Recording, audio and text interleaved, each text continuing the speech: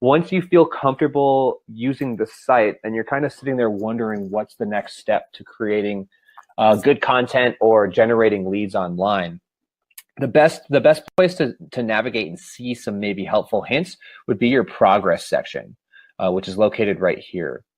The progress section will have a couple of basic ones that once they're completed, they are complete, and you'll notice that it'll let you know.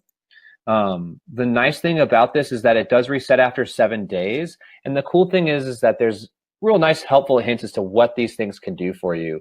Blogs can generate 88% more leads per month if you're adding, three original blogs per week, things like that.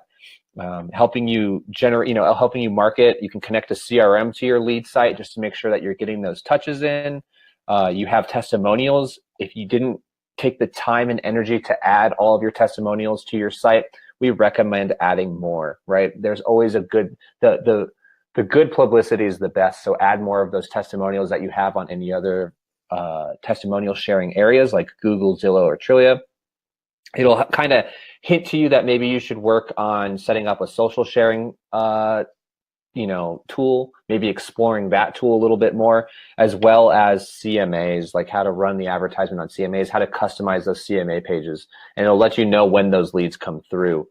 The nice thing about this is that it does have a little score bar here that's similar to SEO, so it will let you know how close to 100% that you'd get for the week if you're one of those more goal-oriented people.